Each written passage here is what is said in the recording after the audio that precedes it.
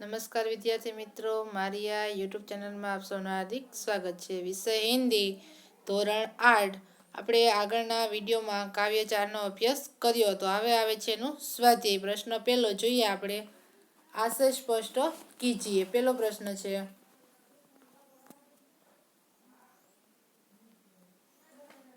युग युग के मुरझो सुमनों में नई मुस्कान भरो, उठो धरा के अमर सपूतो पुनः नया निर्माण करो.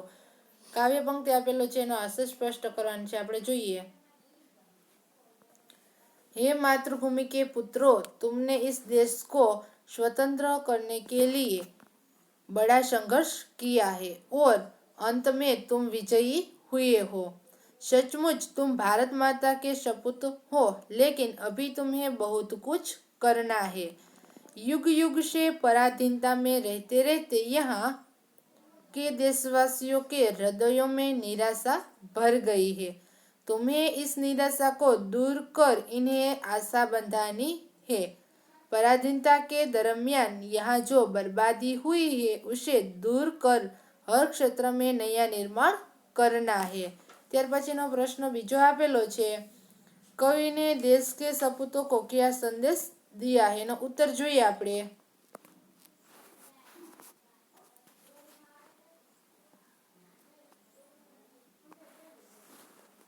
कवि ने देश के सपूतों को कहते हैं कि देश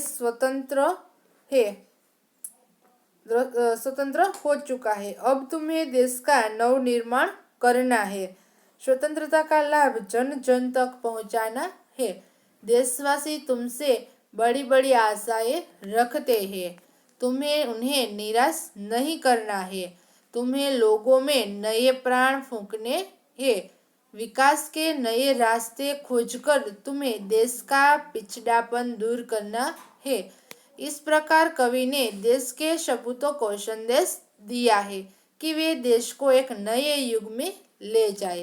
ત્યાર પછીનો પ્રશ્ન ત્રીજો આવે છે, हमारी राष्ट्रीय संपत्ति कौन कौन सी है, उसकी सुरक्षा के लिए आप क्या क्या कर सकते हैं. उत्तर જોઈએ. रेलगाड़ियाँ, रेलवे स्टेशन, राष्ट्रीय राजमार्ग, नदियाँ, अभ्यारण्य, पुरातत्व संबंधित संपत्ति आदि हमारी राष्ट्रीय संपत्ति है. राष्ट्रीय संपत्ति की सुरक्षा हमारा कर्तव्य है. हम रेल संपत्ति को नुकसान नहीं पहुंचने देंगे. राजमार्गों की मरम्मत के लिए सरकार को पत्र लिखेंगे. हम लोगों को पानी का महत्व समझाकर उसका अवश्य रोकेंगे. सरकार द्वारा संरक्षित इमारतों को नुकसान पहुंचते देखकर हम पुरातत्व विभाग को सूचित करेंगे. अभयारण्यों में रक्षित पशुओं का शिकार होते देखकर हम उससे संबंधित अधिकारियों को सावधान करेंगे. ત્યાર પછીનો આવે છે પ્રશ્ન સ્વાધ્યાય આવે છે. સ્વાધ્યાયનો પ્રશ્ન પહેલો, કવિ माहेश्वरी धरा के अमर सपूतों से क्या चाहते हैं. એનો ઉત્તર જોઈએ આપણે. सदियों की गुलामी के बाद हमारे देश को स्वतंत्रता मिली है. कवि चाहते हैं कि देश के युवक स्वतंत्रता के बाद देश का नवनिर्माण करें. वे लोगों के जीवन में नया उत्साह भरे, उनमें नए प्राणों का संचार करें. युग युग के मुरझाए हुए फूलों को नई मुस्कान दे. अपनी मंगलमय वाणी से संसार रूपी उद्यान को उचित करे. वे तरह तरह का ज्ञान प्राप्त कर देश का भविष्य उज्ज्वल बनाए. इस प्रकार कवि धरा के सपूतों से अनेक अपेक्षाएं रखते हैं. ત્યાર પછીનો પ્રશ્ન બીજો જોઈએ. कवि नई मुस्कान कहाँ देखना चाहते हैं. એનો उत्तर, दिलों के फूल स्वतंत्रता के प्रकाश में खिलते हैं. हमारा देश सदियों तक गुलामी के अंधेरे में रहा है. विदेशी शासक यहाँ के लोगों पर अत्याचार करते रहे. अन्याय और तरह तरह का शोषण सहते सहते लोग अपना स्वाभिमान खो बैठे हैं. उनके दिलों में उदासी छा गई है. कवि की इच्छा है कि ऐसे मुर्दा दिलों में फिर से नए जीवन का संचार हो। इस प्रकार कवि युग युग से लोगों के मुरझाए हुए हृदय को सुमनों पर नई मुस्कान देखना चाहते हैं। ત્યાર પછીનો પ્રશ્ન ત્રીજો જોઈએ। देश के नवनिर्माण के लिए आप क्या क्या करना चाहेंगे? नो उत्तर, देश के नवनिर्माण का कार्य करना मैं अपना कर्तव्य समझता हूँ। इसके लिए मैं अपने मोहल्ले में एक मित्र मंडल की स्थापना करूँगा। इस मंडल के माध्यम से साक्षरता का प्रसार किया जाएगा। निर्धन परिवारों के विद्यार्थियों को पाठ्य पुस्तकें दी जाएंगी। हम अपने मोहल्ले में एक वाचनालय खोलेंगे। यहाँ बैठकर लोग अखबार पढ़ सकेंगे। मंडल की तरफ से वृक्षारोपण किया जाएगा और समय समय पर आरोग्य शिविर लगाए जाएंगे। ત્યાર પછીનો પ્રશ્ન ચોથો આવે છે। इस कविता में कौन कौन सी बातें हैं जिन्हें तुम अपने जीवन में उतारना चाहोगे? इन्हें उत्तर જોઈએ। इस कविता में निम्नलिखित बातें मैं अपने जीवन में उतारना चाहूँगा। पहलू छे, मैं अपने देश से प्रेम करूँगा। बीजू, मैं केवल अपने लिए नहीं बल्कि देश के लिए जीऊँगा। त्रीजू, मैं सारे देशवासियों को अपना मानूंगा। चौथू, मैं खूब मन लगाकर पढ़ूंगा। पढ़ लिख कर अपने ज्ञान का उपयोग देश की सेवा करूंगा।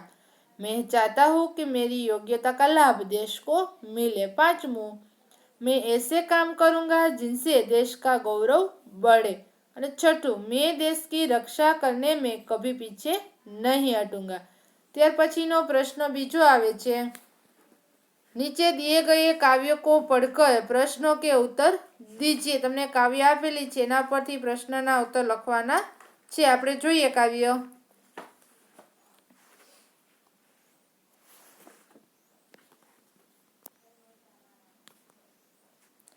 खड़ा हिमालय बता रहा है, डरो न आंधी पानी में, डटे रहो तुम अपने पथ पर, कठिनाई तूफानों में। डिगो न अपने पथ से तुम, तो सब कुछ पा सकते हो प्यारे। तुम भी ऊंचे उड़ सकते हो, छू सकते हो नभ के तारे। अटल रहा जो अपने पथ पर, लाख मुसीबत आने में मिली सफलता उसको जग में, जिन्हें में मर जाने में। जितनी भी बाधाएं आई उन सब से ही लड़ा हिमालय, इसीलिए तो दुनिया भर में हुआ सभी से बड़ा हिमालय। ત્યાર પછી નીચેના પ્રશ્ન છે, જોઈએ। हिमालय हमें क्या संदेश देता है? એનો જવાબ જોઈએ આપણે। हिमालय हमें यह संदेश देता है कि हम अपने निश्चित मार्ग पर डटे रहे।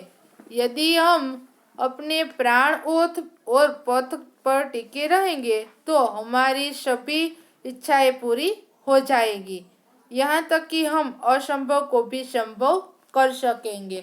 ત્યાર પછીનો પ્રશ્ન બીજો આપેલો છે। मुसीबत आने पर हमें क्या करना चाहिए? એનો उत्तर જોઈએ। मुसीबत आने पर हमें उससे भयभीत नहीं होना चाहिए, उससे घबराकर अपना प्राण और पथ नहीं छोड़ना चाहिए। ત્યાર પછીનો પ્રશ્ન ત્રીજો, कवि ने हिमालय को सबसे बड़ा क्यों कहा है? उत्तर જોઈએ।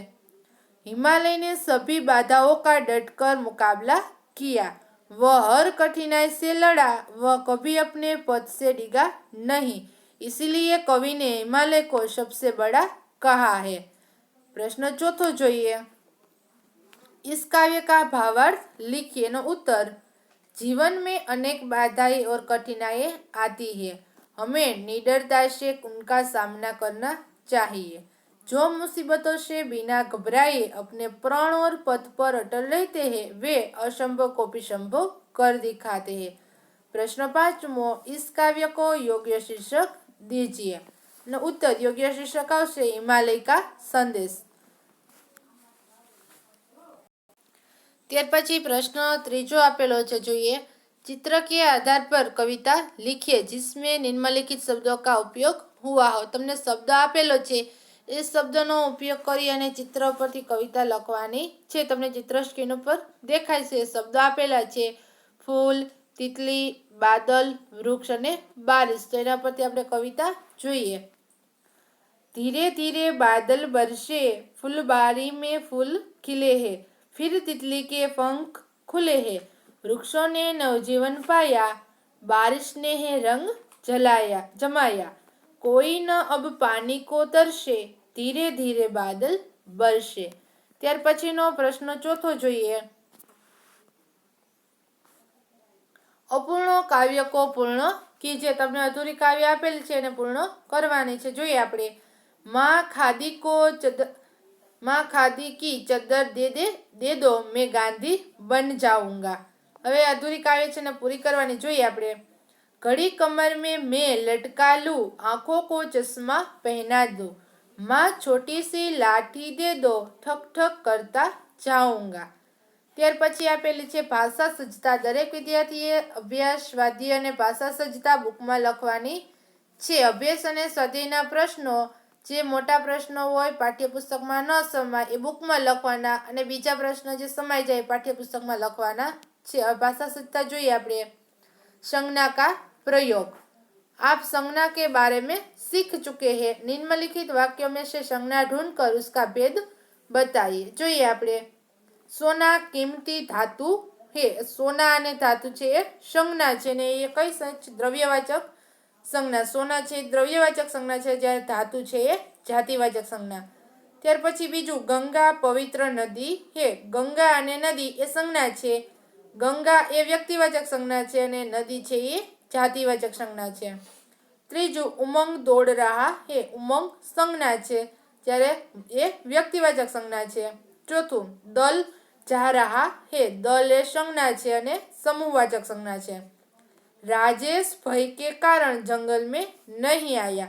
તો રાજેશ, ભય અને જંગલ એ ત્રણેય સંજ્ઞા છે, જ્યારે રાજેશ એ વ્યક્તિવાચક સંજ્ઞા છે, ભય એ ભાવવાચક સંજ્ઞા છે અને જંગલ એ જાતિવાચક સંજ્ઞા છે.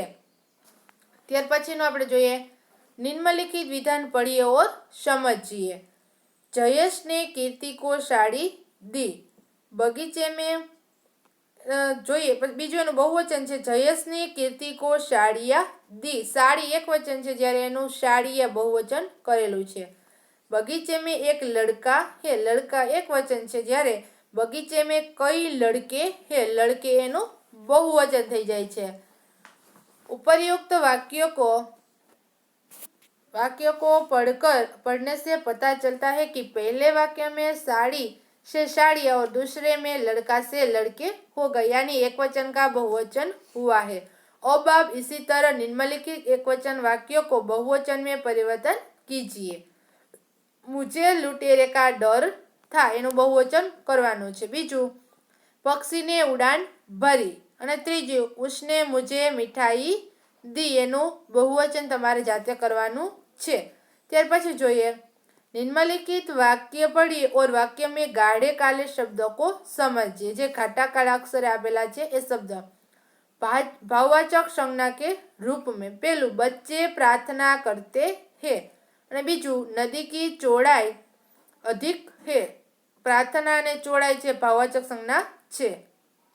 બીજું. जातिवाचक संज्ञा के रूप में. बच्चों की प्रार्थनाएं बेकार नहीं जाती. भारत में नदियों की चौड़ाइयाँ अधिक है. उपर्युक्त वाक्य में पढ़ने से पता चलता है कि पहले वाक्य में गाढ़ा शब्द प्रार्थना जो भाववाचक रूप में था, उनके साथ दिए वाक्य में प्रार्थना को ए प्रत्यय लगाने से प्रार्थना संज्ञा जातिवाचक संज्ञा बन गई है. આ પાઠ અહીં પૂર્ણ થાય છે. આગળનો પાઠ આપણે આગળના વિડીયોમાં જોશું. Thank you.